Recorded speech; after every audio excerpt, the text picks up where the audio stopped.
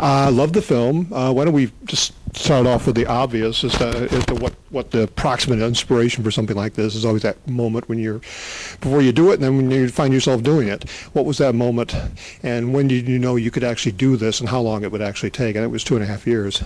Yeah, the time span luckily was always there, because we knew that the Paralympics were going to take place in Athens, and that they were going to be the summer of 2004. So when we started shooting in the spring of 2002, it was always nice to have that end in sight, because with a documentary it's always difficult to know when to stop shooting. But yeah, the inspiration happened. I read an article about these guys that just sort of blew all my stereotypes away. I had thought all quadriplegics were like Christopher Reeve and couldn't move at all, and they were talking about smashing into each other in these armored wheelchairs, and they were talking about this rivalry that they had with paraplegics and how quadriplegics can get boners and paraplegics can't, and they're talking about, you know, all the stuff that you know, I didn't think that quadriplegics would talk about in my ignorance.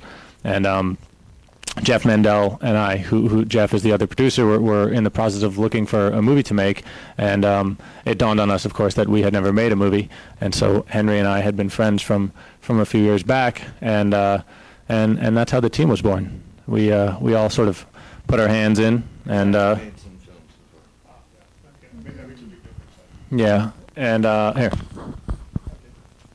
Talk a little bit about your own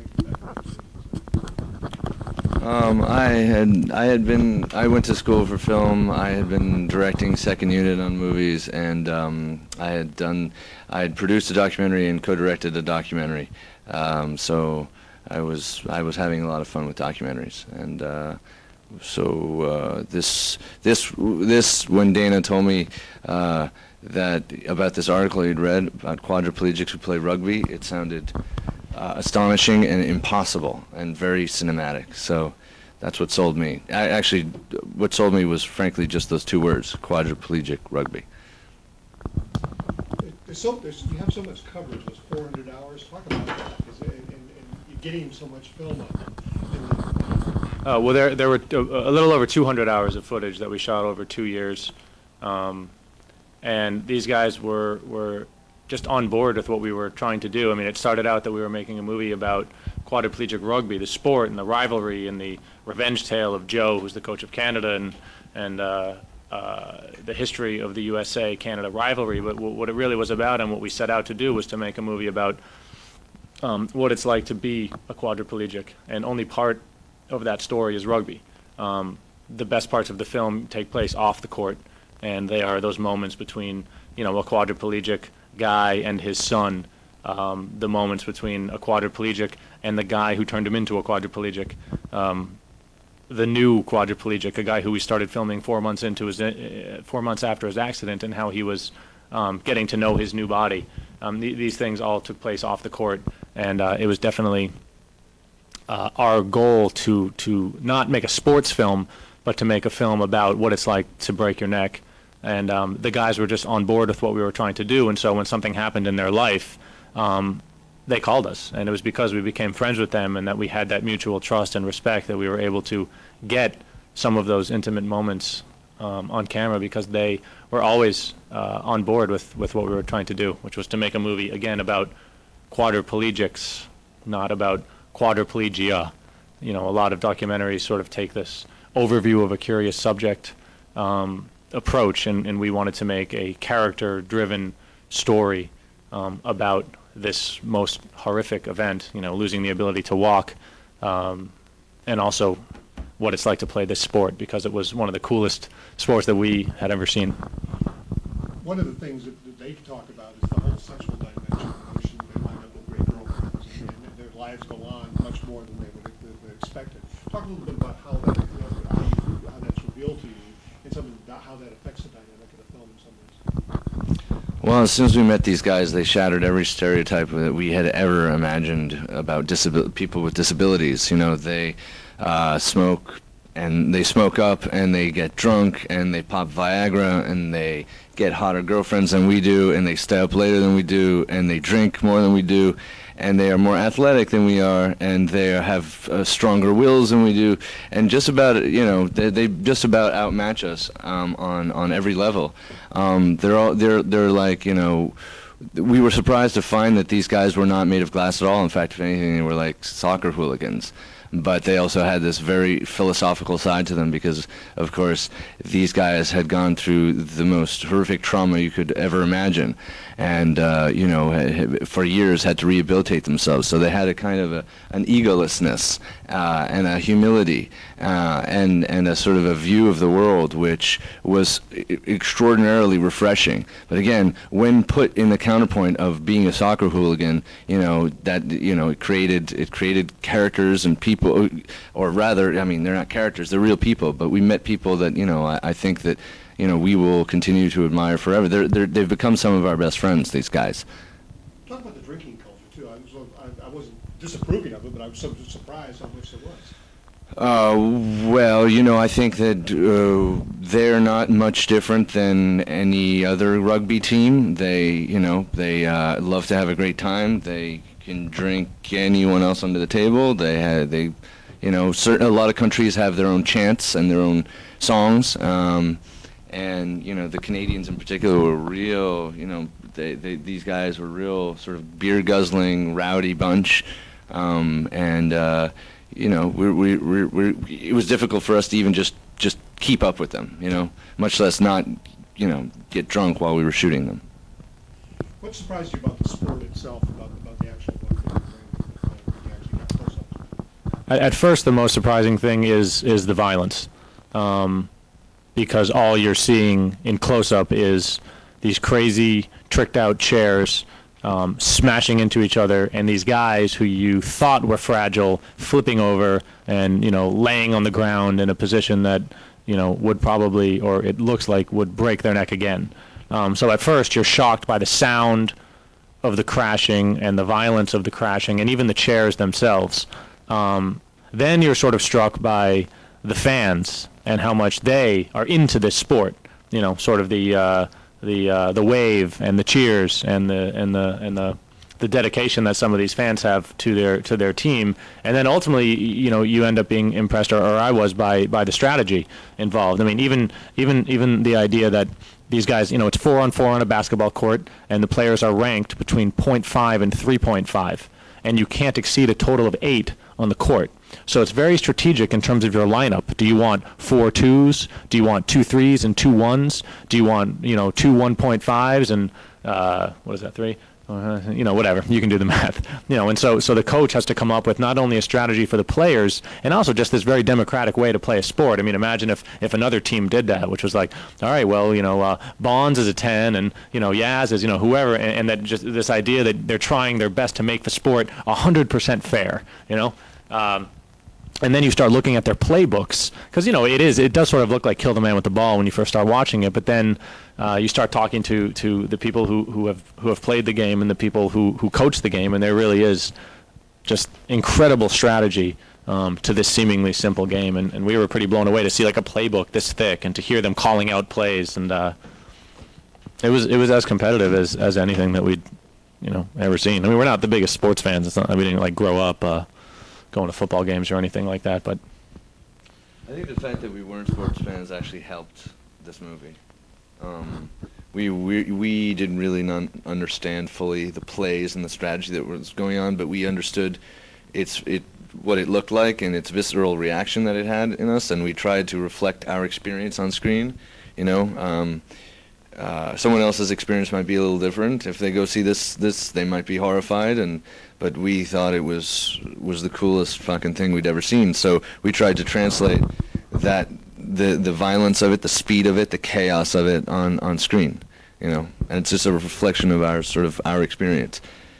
Talk about Joe. I think the coach of the Canada team, who comes across, as I said, a kind of great Santini in a wheelchair. Yeah. Yeah, no, definitely. I think you know, I don't know. I think he struck us both pretty quickly as you know, as extremely charismatic and a little bit overbearing, just like, you know, Bull Meacham in Great Santini. And he had I mean, not only does he look physically a lot like young Robert Duvall, but he, you know, he behaves, or rather, he was as fixated on disciplining his young son Robert, is this 13-year-old, 13? 12-year-old viola-playing son as he was on disciplining his rowdy, beer-guzzling Canadian rugby players. And he would often behave with his son as if he were a coach yelling from the sidelines, and behave with his team as if he were a father, grounding them, punishing them for bad behavior. So, that was definitely striking. We would joke about the great Santini, and so hopefully someday Robert Duvall will see it and see what he thinks. And then, Zupan, I don't know, we never really came up with anyone that he reminded us of. I think the whole thing just reminded us of Mad Max. The whole, so especially maybe even the way Zupan looks, with his shaved head and his his goatee and his Maori tattoos, and it just looked like nothing we'd ever seen before in our lives, and you see the chairs, they look like they'd been a lot of them cobbled together from different disparate pieces of scrap metal in some sort of post-apocalyptic future, Also, I was surprised at how nationalistic they were. The rivalry between Canada and the U.S. and just an ordinary rivalry that it does. Yeah, I mean, there was a rivalry between the countries because they are the best. So there was just sort of a natural rivalry in a battle for number one. And also the Canadians have a... It was interesting because we just showed the film at Hot Docs in Toronto, and when the United States loses, they really cheer, and they definitely see the United States as a rival, just in general. Whereas you watch the film in America, and they don't really see the Canadians as rivals. They just kind of see them as, I guess that's the reason that they see us as rivals, is because we don't consider them rivals. I think that's probably the most insulting thing about that comes through. But you also had this Benedict Arnold story of this guy who was one of the greatest players to ever play for the United States, and he got cut, and according to them, he should have sat around and waited for his coaching opportunity with his country, but he didn't think that would ever happen, and is an athlete and a coach now, and decided to go there and get revenge on the people for cutting him. Or I don't want to say that he went to go get revenge, because I think he really was just going to keep playing rugby. As you can see in the movie, I mean, he does put rugby first, at least before his heart attack, and that's something that the movie is very much about, that obsession. And you see the glory that you get from that obsession, and you see the downside of it, which is you see a little boy who's reaching for his father's hand, and clearly is feeling a little bit underappreciated, as Joe did when he was a boy, and when we make that parallel, hopefully it comes through that Joe's father was a policeman who was ashamed of him because he was a cripple, and never really gave him that nod of recognition. And now you have a guy who has a wall of trophies, for himself, these very literal symbols of achievement, as if to say, I'm good enough. And now you see his son, who is also collecting trophies. This idea of trophies, I just always thought was just incredibly profound. The idea of visual representations of who we are and our achievements and our areas of expertise. So whereas Joe has rugby trophies and basketball trophies, Robert has certificates for being on the school safety patrol, or he has trophies for music or for good behavior, and everybody has their trophy, whatever it's for. And the movie is very much about acceptance, because Joe at first thinks, your trophies aren't good enough because they're about music or they're about behavior, but it's about sports, kid. You got to get out there and compete, not this pansy shit. But ultimately he realizes that no, this is the viola is Robert's Murderball, and everyone has their Murderball or something, and one isn't any better than the other. Some of the things I talked to those guys, they seem that being in a wheelchair has made them even more masculine and more competitive than even maybe they were before. Yeah. Because you didn't know them before. So what's your theory on that? More masculine? I mean, I don't know. You could argue that there is sort of that chip on their shoulder. They must be a little bit angry. But I don't know. You'd have to ask them if they really are. But one thing that surprised us is that we asked each one of these guys, would you take back your accident? And it was a question that we said very quietly and sort of stupidly at first, like, sorry for this stupid question, but if you had the opportunity, would you take your accident back? Assuming that, of course, they would. And then they all sort of came back with no. They wouldn't take it back, and that was that was a huge, I think, revelation for us, because we just always assumed, like, yeah, you know, you're taught to say that, because if you don't say that, you just won't be able to live. So you have to believe, you're taught to believe that this was a good thing, you know? I don't think we believed them at first. Just throw that in there. I don't think we believed what they were saying. You can't hear you unless you speak in the mic. Oh, I don't think we believed them. Yeah, hold on. I just wanted to add that in there. Yeah, that's. I just want to interject. I don't think Dana and I believed them when they were first answering and said no, we wouldn't take it back. But I think maybe after 2.5 years making the movie, now we do. You know, now we do, because we understand them better, and we do understand that. It's because just the idea that you wouldn't take back an accident like that is very hard to swallow. It does sound like some self-help rhetoric, like Dana was saying. But in most cases, these guys are absolutely sincere. And in fact, just anecdotally, a week ago we were at Roger Ebert's Film Festival, and Roger asked that same question to Zupan in the Q&A, and Zupan said, hell yeah, I mean, I wouldn't be sitting here being interviewed by you if this accident hadn't happened. And it was, you know, he meant it. And then in Sundance, he said in front of everyone at a Q&A, in front of Igo, his friend who crippled him, I would never take this accident back. It's one of the best things that's ever happened to me. I think that was a profound moment for Igo to hear that in front of a crowd of people. And now Igo jokes about the fact that he's an uncredited producer on the movie because he made Zupan. Let's talk about that relationship, because that's one of the most profound things that comes out of the film, I think, is the relationship between those movies. In what? How that's developed, and they were best friends. You mean you want to talk about off screen? Off-screen. Off screen, yeah. Well, you know, I mean, it's one of those. It's one of those lines that you're not supposed to cross when you're making a documentary. The line of affecting your subject matter. But in this case, for better or for worse, we did affect our subject matter in the sense that by asking him to be in our film and to explain what happened that night, he ended up being forced to speak to Zupan and coordinate with Zupan, and Zupan even helped when Dana was trying to convince Igo to be in the film. Zupan helped by putting his 10 cents in, and so they started speaking again quite often, and because of the film, it precipitated a sort of a rapprochement. Scratch that. Don't use that word. But a coming up together of these two old friends who had really had ups and downs together. And so, for better or for worse, it's you know, and we think for better, definitely, it's one of the things that has come out of the film, that it transcends the film itself and transcends us and everything, and will always be hopefully a very positive result of the making this film. These guys are now closer than ever, and they, you know, what were you saying? They were joking about or talking about seriously in starting an insurance business now. Interesting.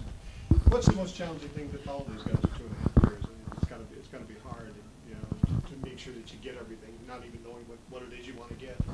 I mean, we had very high stakes shooting conditions just because none of these guys live in our hometown, and so every time we were filming them, we were, you know, staying in hotels and flying there, and just, you know, we really scooted along for the first 18 months on pennies, really. You know, we just weren't funded, and so the movie was made by our producing partner Jeff Mandel, put in his own money, and we were able to get a couple grants, but. When we were there, it was just like, you know, we knew we had to come back with something. There was this idea that every shoot had to at least yield 5 minutes of footage, you know, of usable footage. I don't know that it did, but we were definitely, we were trying to make up for lost time. I mean, normally you would be hopefully living with your subjects, and we tried to live with them as much as possible, but, you know, again, they didn't live in our state, and so we were always traveling, and that was difficult because, you know, you want to be there 24/7 to capture the life, but really it was a lot of phone calls and a lot of emails and sort of just being, what's coming up in your life, you know, and so the smallest things ended up being some of the best scenes. You know, when Joe would just casually mention, yeah, I'm having you know, my anniversary is on Friday, and, you know, Patty and I are going out for dinner, and I'd be like, can we fly down and shoot that? You know, and he'd be like, okay, if you want, you know, and then you end up getting like this scene that totally captures their relationship where they're out for dinner, and she says, you know, to you, and he says, to Team Canada, hopefully, and you know, you get like these nuggets that just say so much about the relationship. Joe hates that line, and as the one, to his credit, he definitely is okay with how he comes off in the film, even though it's a little rough edged. That's the one scene that he wishes that we had cut, and he, in classic Joe fashion, he refers to it as a fumble, but it was definitely those moments, those small moments that end up giving the characters character, you know. Also, that scene where the guy puts himself in that box and then the hotel rooms. Yeah, those little. That's like, you know, we were just sort of hanging out. And we had the camera, and you know, very rarely did we not have the camera on when we were, you know, hanging out with them. It was always sort of rolling, and we were just sort of hanging out, and they had this idea, and we never. But it's the biggest laugh in the film. It's one of the best scenes in the movie. What do you learn from about human beings and this sort of thing?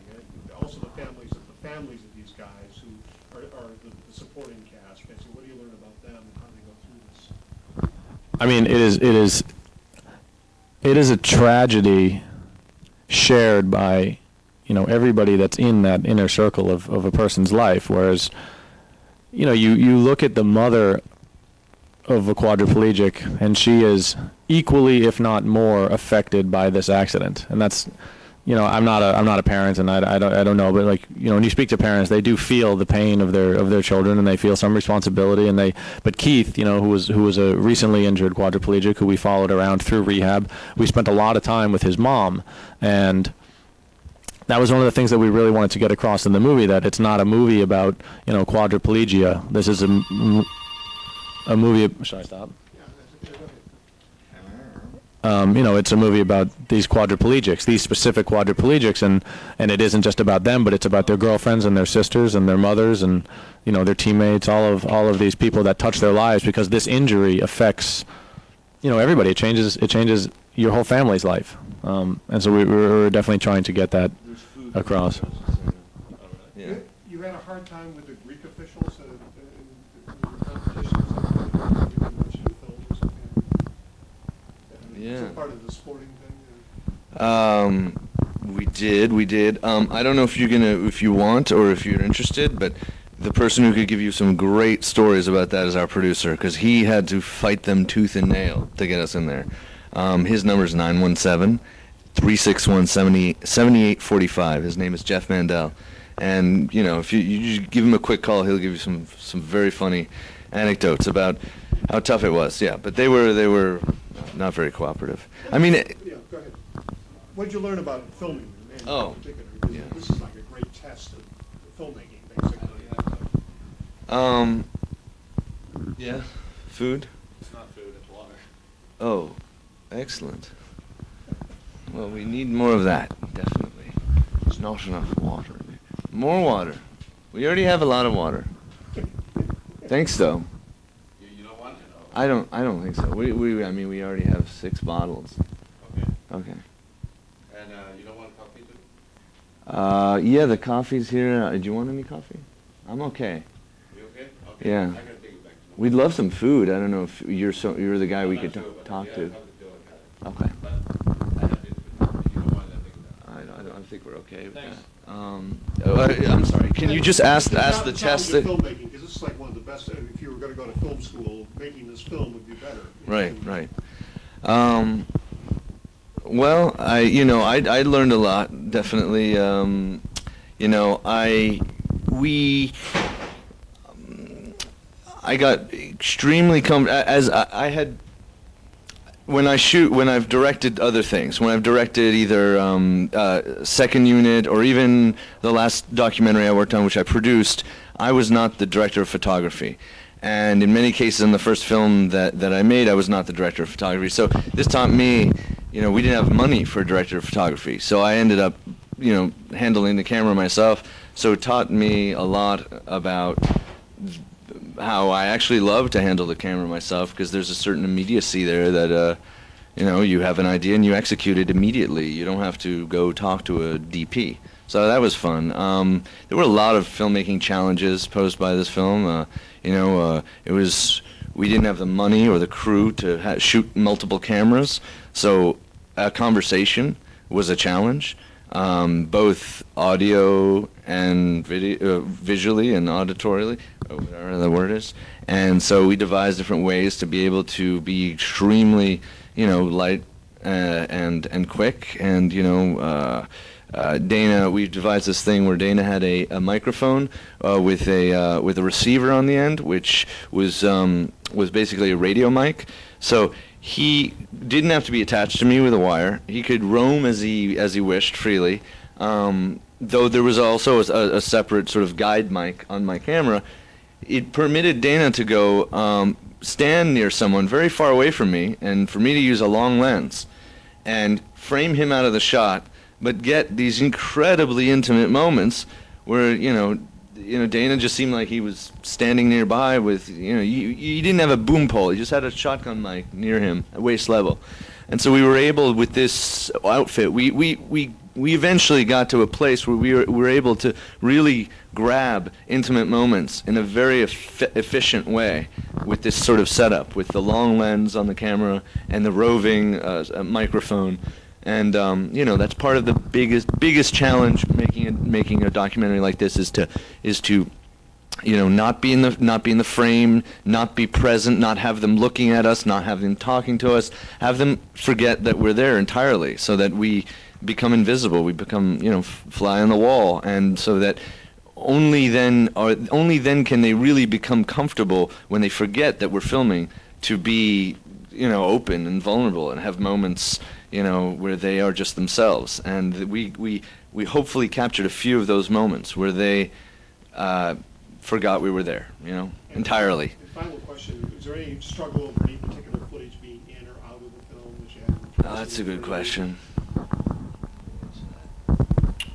The struggle was as always, saying "kill your darlings," as there's all of these darlings, there's all these scenes that. Yeah, I mean, there was definitely a bunch of stuff that we loved as nuggets, as scenes, but they didn't work in the story. They didn't work in the whole. There were plot points, as Henry was saying. Joe did start going to church a lot after his heart attack, and we wanted to incorporate this embrace of religion, but we also wanted to incorporate a scene of a food fight. And we also wanted to incorporate, Robert's relationship with his best friend, who was a figure skater, a roller skater, figure skater. There were all these sort of tangential characters. Joe's sister collects frogs and has Joe's sister collects frogs and has tons of frogs in her house, hundreds of frogs. Every possibility for frog, she has it. She has frog oven mitts and frog water sprayer for plants and a frog plunger and frog napkin holder and genuine little frogs everywhere. She has a frog dressed up as a coach, who is her brother Joe, Coach Joe. So there were all of these little scenes that we just loved, and then you're sitting there and you're jamming them in. We had a scene in the rehab hospital where a bunch of quadriplegics were sitting around and doing like a doo-wop song around what was not a flaming barrel, but the equivalent of a flaming barrel. They were going, quadriplegia can be fun, and the nurses were going do do do do do. I mean, this was just a great scene to show, like, hey, it's not so bad in there at night, that they do find ways to keep their spirits up and to entertain themselves. And it sucks to cut those things, because those nuggets are amazing, but they just don't fit in the stream, in the narrative, in the story, and so you cut them. That's the most difficult thing. Anything else? Well, I think that's Well, thanks, guys. Thanks.